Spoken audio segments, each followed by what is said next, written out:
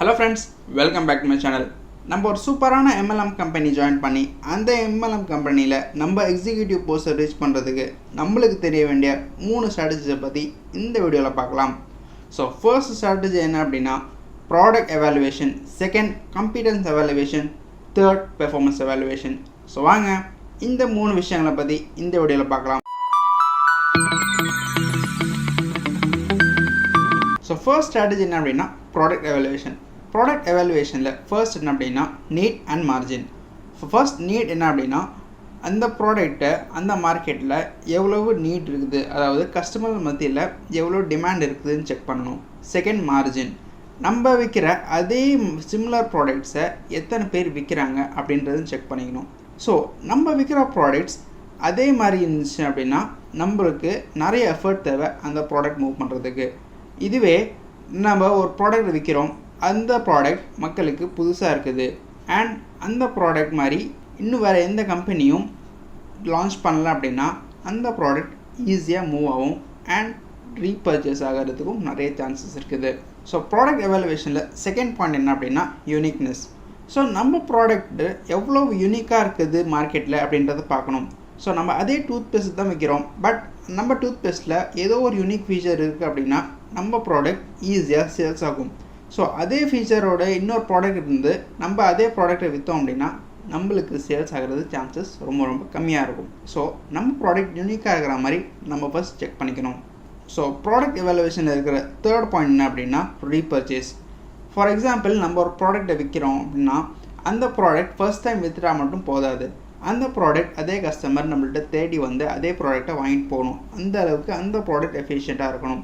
So product எஃபிஷியண்ட்டாக இருக்கணும், யூனிக்காக இருக்கணும் அண்ட் அந்த ப்ராடக்ட்டுக்கு மார்க்கெட்டில் டிமாண்ட் இருந்தால் மட்டும்தான் அந்த ப்ராடக்ட் ஈஸியாக சேல்ஸ் ஆகும். நம்ம அடிக்கடி மார்க்கெட்டிங் பண்ண வேண்டிய அவசியமும் இருக்காது. ஸோ இதனால தான் பெரிய கம்பெனிஸ்லாம் PSP ஃபார்மெட்டில் ஒர்க் பண்ணுவாங்க. ஸோ PSP அப்படின்னா ப்ராப்ளம் சால்விங் ப்ராடக்ட். ஸோ நம்மளுக்கு இருக்கிற ப்ராப்ளம்ஸை சால்வ் பண்ணுற மாதிரி அந்த ப்ராடக்ட் இருந்துச்சுன்னா அந்த ப்ராடக்ட் மார்க்கெட்டில் ஈஸியாக சேல்ஸ் ஆகும் அண்ட் அந்த ப்ராடக்ட்க்கு நிறைய ரீசேல்ஸும் கிடைக்கும். ஃபார் எக்ஸாம்பிள் நம்ம ஒரு 15 years முன்னாடி ஒரு இமேஜை சென்ட் பண்ணோம் அப்படின்னா நம்ம மெயிலில் தான் சென்ட் பண்ண முடியும். ஆனால் இப்போது வாட்ஸ்அப் அப்படின்ற ஒரு சூப்பரான அப்ளிகேஷனை வச்சு டக்குன்னு சொல்லி சென்ட் பண்ணிடலாம். ஸோ அந்த ப்ராப்ளமை சால்வ் பண்ணுற மாதிரி ஒரு அப்ளிகேஷன் டெவலப் பண்ணாங்க. ஸோ அந்த அப்ளிகேஷன் மூலயமா நிறைய யூசேஜ் இருக்குது. ஸோ செகண்ட் ஸ்ட்ராட்டஜி என்ன அப்படின்னா காம்பிடன்ஸ் எவாலுவேஷன். நம்ம ஒரு நல்ல MLM கம்பெனி ஜாயின் பண்ணால் கூட அந்த MLM கம்பெனியில் நம்ம சூட்டபுளாக இல்லையான்னு சொல்லி நம்ம செக் பண்ணுமா இல்லையா. ஸோ அந்த மாதிரி செக் பண்ணுறதுக்கு 3 விஷயங்கள் இருக்குது. ஸோ ஃபர்ஸ்ட் என்ன அப்படின்னா செல்ஃப் எவாலுவேஷன். அதாவது நம்ம 100 பேர்த்துக்கிட்ட அந்த ப்ராடக்டை பற்றி சொல்கிறோம், பட் அதில் ஜஸ்ட் 5% பீப்புள் தான் அந்த ப்ராடக்டை அக்செப்ட் பண்ணிக்கிறாங்க அப்படின்னா அந்த 95% ரிஜெக்ஷன்ஸை தாங்குகிற அளவுக்கு நம்மளுக்கு சக்தி இருக்கா, நம்ம அவ்வளோ ரிஜெக்ஷன்ஸை ஃபேஸ் பண்ணுற அளவுக்கு நம்மள்ட்ட பொட்டென்ஷியல் இருக்கா அப்படின்னு நம்ம ஃபர்ஸ்ட் செக் பண்ணணும். ஏன் அப்படின்னா ரிஜெக்ஷன்ஸை நம்மளால் ஹேண்டில் பண்ண முடிஞ்சால் மட்டும்தான் MLMல நம்மளால் முன்னால் வர முடியும். ஸோ நம்ம ரிஜெக்ஷன்ஸை கண்டு பயப்படுறவங்களா இருந்தால் MLM நம்மளுக்கு சூட் ஆகாது. ஸோ காம்பிடன்ஸ் எவாலுவேஷனில் இருக்கிற செகண்ட் ஸ்டெப் என்ன அப்படின்னா இன்டர்பர்சனல் எஃபெக்டிவ்னஸ். அதாவது நம்ம ஒரு ப்ராடக்டை பற்றி ஒரு கஸ்டமர்கிட்ட சொல்கிறோம், அந்த கஸ்டமர் அந்த ப்ராடக்ட்டுக்கு சம்மந்தமாக கேட்குற எல்லா கொஷின்ஸ், குவாரிஸ், அப்ஜெக்ஷன்ஸை நம்மளால் ஹேண்டில் பண்ண முடியுதா அப்படின்னு செக் பண்ணோம். ஸோ அந்த கஸ்டமர் என்னென்ன டிமாண்ட் பண்ணுறாரு, என்னென்ன கேள்வி கேட்குறாரு அப்படின்னு சொல்லி நம்ம முன்னாடியே தெரிஞ்சு வச்சுக்கிட்டு அதுக்கு தகுந்த மாதிரி நம்ம ப்ரெசன்டேஷன் பண்ணால் அந்த கஸ்டமர் ஈஸியாக கன்வின்ஸ் ஆகி அந்த ப்ராடக்டை வாங்குவார். ஸோ இந்த மாதிரி ஒரு சின்ன ஸ்கில்ஸை டெவலப் பண்ணிக்கிட்டால் தான் நம்மளால் MLMல சஸ்டெயின் பண்ண முடியும். ஸோ காம்பிடன்ஸ் எவாலுவேஷனில் இருக்கிற தேர்ட் முக்கியமான ஸ்ட்ராட்டஜி என்ன அப்படின்னா organisational effectiveness. So organisational effectiveness அப்படின்னா நம்மளுக்கு முன்னாடி MLMல ஜாயின் பண்ணுற அந்த எக்ஸிக்யூட்டிவ்ஸை நம்ம காம்படிட்டராக பார்க்காம அவங்கள கொஞ்சம் ரெஸ்பெக்ட் கொடுத்தா மட்டும்தான் அவங்க நம்மளுக்கு ரெஸ்பெக்ட் கொடுப்பாங்க. ஸோ தட் நம்மளும் முன்னேற முடியும். அண்ட் நம்மளுக்கு பின்னாடி ஜாயின் பண்ணுற அந்த எக்ஸிக்யூட்டிவ்ஸை நம்ம எப்படி ஹேண்டில் பண்ணுறோன்ற விஷயமும் இதில் வரும். ஏன் அப்படின்னா அந்த எக்ஸிக்யூட்டிவ்ஸ்க்கு ஒரு சில விஷயங்கள் தெரிஞ்சிருக்காது இல்லையா. ஸோ நம்மளுக்கு தெரிஞ்ச ஒரு சில விஷயங்களில் அந்த நம்மளுக்கு அப்புறம் ஜாயின் பண்ண எக்ஸிக்யூட்டிவ்ஸ்க்கு நம்ம எடுத்து சொன்னால் மட்டும்தான் அவங்களால டெவலப் ஆக முடியும். ஸோ அவங்களும் டெவலப் ஆவாங்க, நம்மளும் டெவலப் ஆகும். அல்டிமேட்டாக எல்லாத்துக்குமே பெனிஃபிட் தான். ஒரு சூப்பரான MLM கம்பெனியில் டைமண்ட் எக்ஸிக்யூட்டிவ் ஆகிறதுக்கு இருக்கிற 3வது ஸ்ட்ராட்டஜி என்ன அப்படின்னா பெர்ஃபார்மன்ஸ் அனாலிசிஸ்.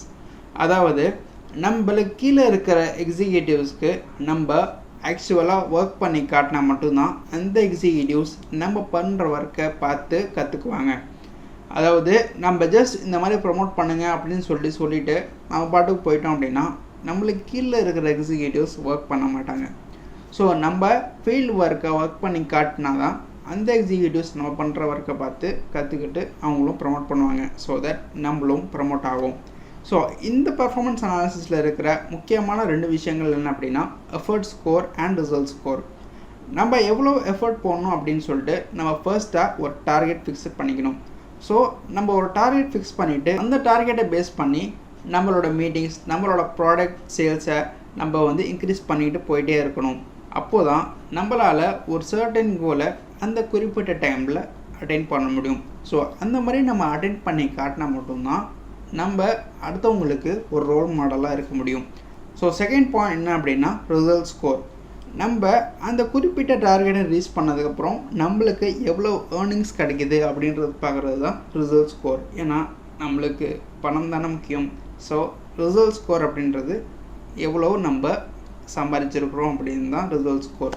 ஸோ இதுதான் ஒரு சில ஸ்ட்ராட்டஜிஸ் ஒரு சூப்பரான MLM கம்பெனியில் நம்ம ஜாயின் பண்ணி ஒரு டைமண்ட் எக்ஸிக்யூட்டிவ் ஆகிறதுக்கு. So that's it for today. இந்த வீடியோ பிடிச்சிருந்தா கண்டிப்பாக லைக் பண்ணுங்கள், மறக்காமல் சப்ஸ்கிரைப் பண்ணுங்கள், முடிஞ்சால் ஷேர் பண்ணுங்கள்.